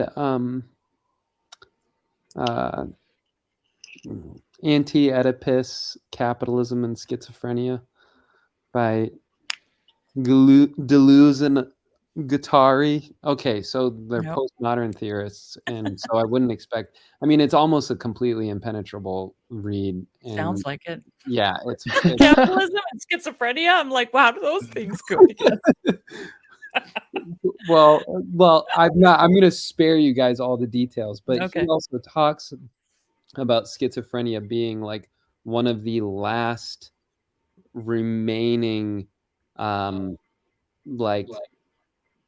possibilities that we have, or the last antidote to escaping a desire that would otherwise be thoroughly captivated by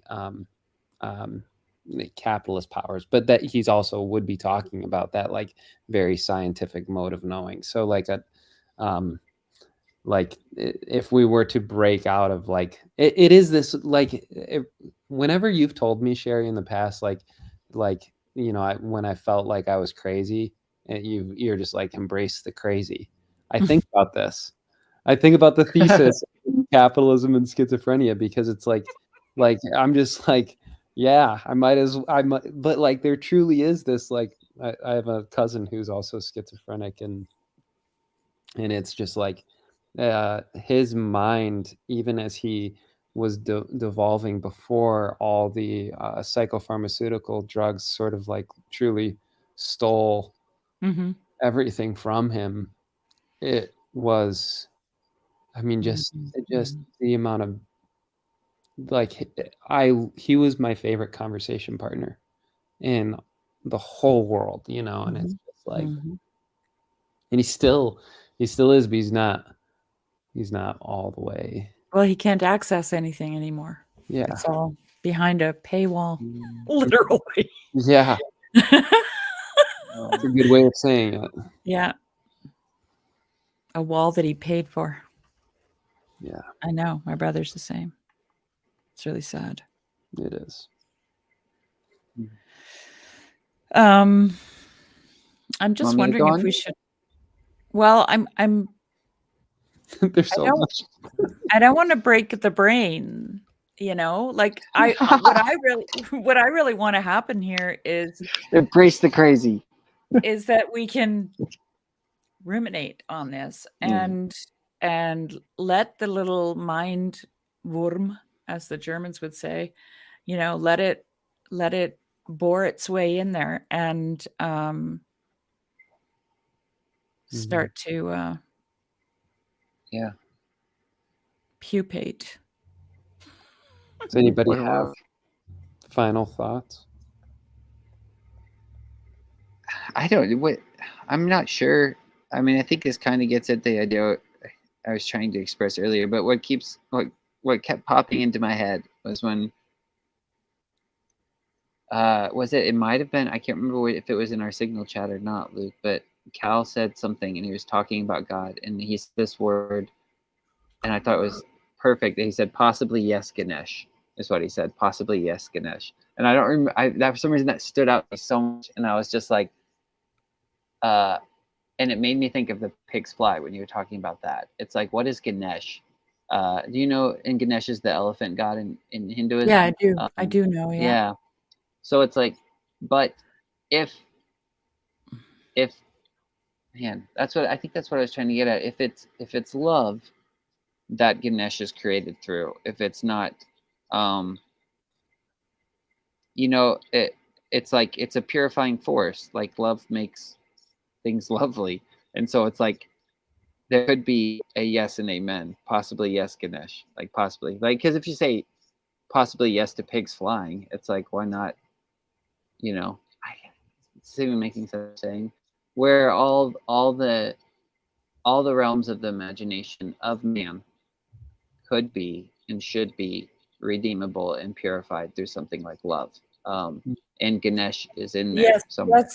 Yes, but because George MacDonald does make a distinction between fancy and imagination. And we'll get to that. That's why I was, And there's one. So and I'll just read this, and we can get to it later. I actually think that's important, because every blessing is a curse and every curse is a blessing, right? So there's always two sides to every coin. And I think that, and this is something that I personally believe that we have to learn to do, is hold the tension, right? And not wholesale jump from one thing to another, because essentially when that happens, we're still materialistic, we're still dualistic in our approach, right? So we need to learn to see these things, like George MacDonald says in one of his unspoken sermons, God sees things as they are, right? And what I take from that statement is not that only God knows what something is, but no, he sees them as they are, is no judgment. It is what it is, essentially. Okay. And because we live in a world of duality, we're going to find ourselves in a place of tension, right? And I believe that it is in that place, when you hold the tension, when you move into the tension, that you enter a paradox. This is the coincidence of opposites, right? So,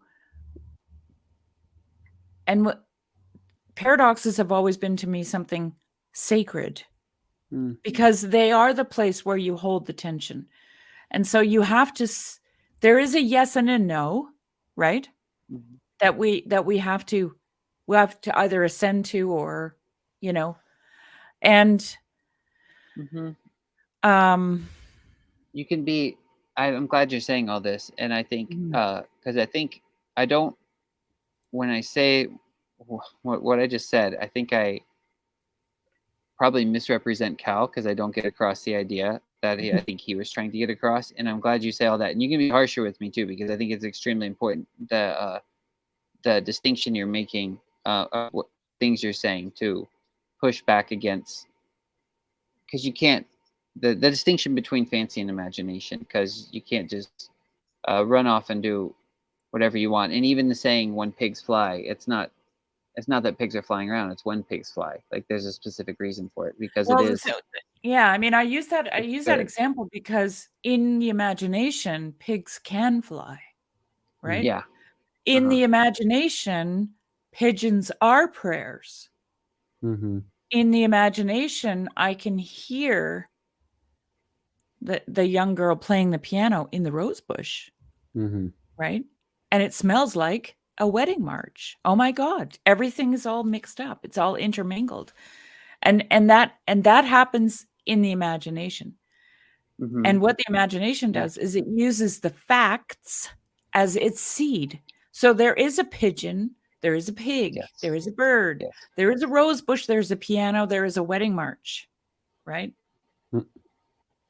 And how do all those things how do they coexist? They coexist in your imagination, Mm-hmm. right?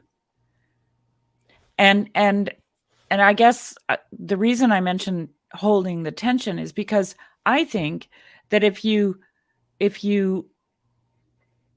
purchase something wholesale, in a sense, and these are all capitalist terms, maybe that's going to go with your book.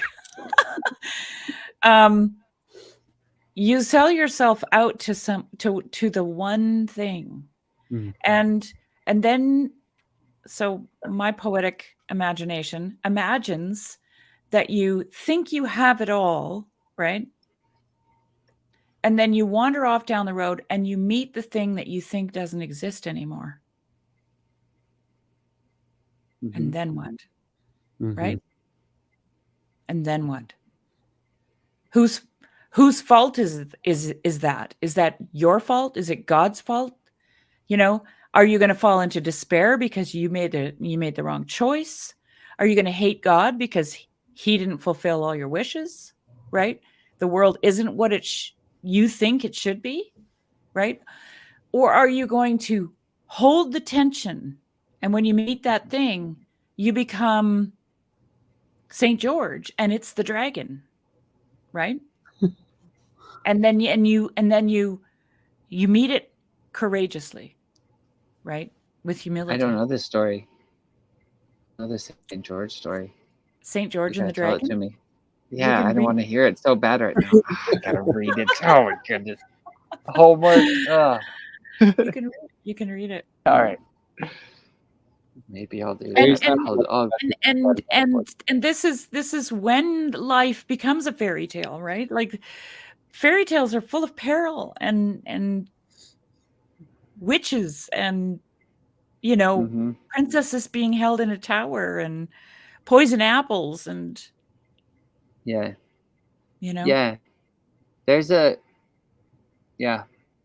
holding that tension is really good too. And you were talking about and look, when you were mentioning flight, like there's all these different flights of imagination. It's like I love that George MacDonald makes that distinction too, where you can go off in one way or the other. And you were talking about schizophrenia being too left-brained. But there's this movie called The Witch or The Witch or something, and there's this idea called the Witch's Flight. I'm not even sure. I'm not that familiar with it. But at the end of the movie, The Witch, it's a fascinating movie, actually, if you think about all the symbolism and implications in it. But at the end of the movie, she floats off. She ends up at some witch's seance, and they all float off in a the flight they assume is very creepy and very obscure. And you're just like, it's one of those where like they're just kind of untethered and they're not like they're just kind of drifting away into some obscurity. It's really, really strange and almost horrifying. And it's like that's not the kind of imagination you really want to float off into or something. It's like, I don't know, there's something it's incredibly haunting, the image in that.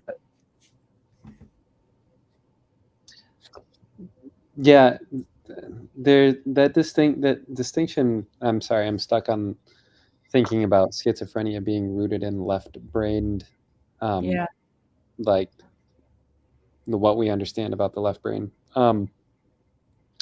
which is because you can see how that could, I don't know.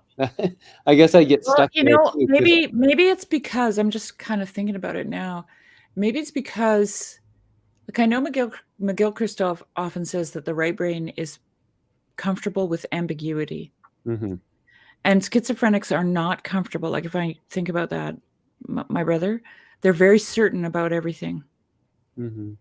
Right? They even if it's as ridiculous as a duck told me. Oh yeah. Right?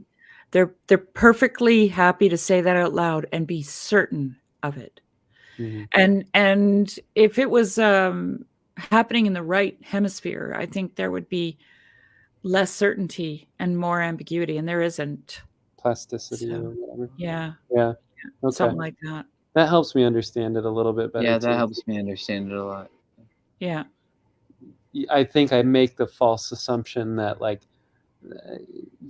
the schizophrenic might feel some sort of true ambiguity, like the exact inverse of what would be Right, so which is why it's so pleasant. surprising. Yeah, would have this like access, this creative, but like I see it as both and maybe that's the irony, because it's like my cousin, he would have these flights that maybe were only possible because of like how limited his mind was in logical consequence. So it's like, I mean, it's like he obviously had both a right brain and a left brain. It just seemed like, that his delusions of grandeur were, they,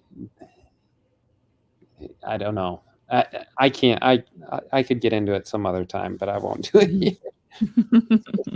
It's Like, just you think maybe he latches on to the ambiguity of life or something? Like he No. observes. Okay, no, he doesn't. Like I'm saying that basically, like his paranoid, he it's his paranoid disorder or whatever. Like the paranoia side of it was very like Paranoia is an absolute certainty. yeah, absolutely. Explain this. Well, Like because the delusion, it could be like completely outside of. well, I know because I experienced it at various times when I wasn't well and suffering with, chronic depression and panic disorder and all that stuff. And weird little things that you would notice, This is incredibly fascinating. you would be you would think, oh, somebody must have moved that. Right? That's the only way that thing could have gotten from here to here is somebody, it wasn't me, somebody else did it. And they must have done it because they were trying to mess with my mind or whatever the case might be, right? But you're just like, you're so certain. Yeah, I had a really hilarious, really crazy episode one time, but I won't even get into it, not in public. Well, it's just interesting because the extreme certainty seems to be an extreme certainty of something uncertain. Like there must be somebody following me. You couldn't really be certain of. Like, yeah. Right? Yeah. Yeah. I guess what I was trying to get at is there was still these moments where my cousin could follow me in ways, in flights of thought that like we could have conversations in a certain direction that I could not. I still don't know if I could get there with, you guys are coming pretty close. I'm just kidding. Because I'm a schizophrenic. No, what I'm saying is schizophrenic conversation partner? Despite his left-brained heaviness, like I think that he still had access to his right brain in a way that like maybe was also super unique. Well, my brother is schizoaffective, so he's bipolar as well, and the schizophrenia is brought on by the mood disorder, right? And people who are bipolar, everything connects. The whole world is connected. Everything is, I had a friend who was bipolar, and we were at a coffee shop standing outside, and he looked down on the ground. We were standing there talking, and he was drinking his coffee, and he looked down. He was really manic at the time, and he was also schizoaffective. And he looked down at the ground, and he goes, "That piece of plastic is the same color as your coat."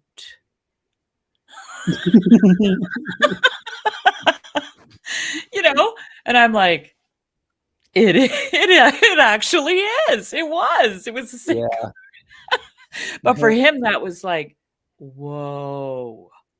Yeah. And also it's like, because everything's connected. You might have just seen the world way more accurately than I ever would have. I wouldn't have even seen that. Totally. Like I personally didn't have a problem with it. I was like, that's so interesting. But I've been a stoner, in my life, right? And and I remember those moments Yeah. quite well. Yeah. So, anyways, confessions are happening all in Grail country. Oh, Maybe we should cut it short before we get a little bit too. Yeah. Well, before we do, really quick, Oswald, I just noticed I Yeah, we think talked he's about wanting this us to. He says he's summoned us 3 times now, thrice. Beetlejuice. Paranoia, Um, metanoia versus. I'm not quite sure what is. Are you schizophrenic family medicated? Unfortunately, mine is. Mhm. Yeah. And I do know, though, that in Finland, they have quite a program. I don't know if they still do it, but where they work with people who have paranoid psychosis and schizophrenia and treat without medications. So, Mhm. yeah. Paranoia, metanoia versus post-metamodernism. Post-paramodern. That's Oh, good. And if I say Grail Country Grail thrice, will she be summoned like Beetlejuice? Yeah. Oh, here's one. No is my answer to that. yeah, I don't think so either. No. Lots of people think that. Hmm. There's a guy, his name is Daniel Mackler, Mackler. He's got a YouTube channel. He's got some really good documentaries from about 12 years ago on schizophrenia. And he's the one that I found out because my brother at the time, I was looking for help without medications. That's not possible in North America, unfortunately. Yeah, it's not. So he does a really good documentary about Oh wow. what's it called now? Something about, well, if you just Google Daniel Mackler and then he's got 2 documentaries. And one of them is about the program in Finland and the other one is about schizophrenia. And he talks about how in more primitive cultures, people who were schizophrenic or bipolar, whatever, they usually were taken up and mentored by a shaman and became the next shaman. and That's they crazy. were, and their mental illness was managed because they had a purpose. Yeah. That's really interesting. That's very interesting. It's very, very interesting. So if you want to watch two super interesting documentaries, I recommend Daniel Mackler. And I don't know if he still does videos. I think he was doing videos on YouTube. Wow. He was a psychiatrist that left the profession because he was tired of medicating people. Wow. Mm-hmm. Says I know about the anti-psychiatry movement pretty well, but I don't. Never heard of it. It's an interesting rabbit hole to go down, and there's a lot of different little side. anti-psychiatrist. Huh. Yeah. Wow. But I've not actually heard of that guy's name or the organization. Okay, well, I'm gonna call it a night. I just want to make sure we know where we are for the next one. We were getting into the part. I think it was good. Okay, so we finished. I think. How can the imagination have anything to do with science? Mm-hmm. So, and this is where our Einstein quotes come in. Yeah. Right. Yeah. Are you loving this, Luke? I love this so much. I apologize to anyone who hoped we might move quicker. Oh, I'm not apologizing. I'm not apologizing at all. Yeah, No, this is not quantity, this is quality, people. You're welcome, Paul. I don't know you, but you're welcome. Oh, yes. And Yeah. and Oswald. Thank you for Thank you pointing for out tuning these- in. Yeah, thanks for tuning in. Yeah. fun. And like I did say at the very beginning that, you know, for the next time, if anybody wants to join us, we're more than happy because we're just reading through. We aren't prepared. We're just flying by the seat of our pigs. I feel silly Yeah. most of the time. I know. I'm like, I feel like I said a lot of dumb stuff, but well, I don't know. I don't think like so. like you said, it's there. There's the Yeah. thought, and it's there. Out there. They've gathered for a reason, and we'll figure it out at some point. At some point, yeah. All right. Yeah. All right. All right, well, thanks. I'm gonna say goodbye to everybody here. Hang on a bit. Thank you for watching, and we'll see you next week. Good night.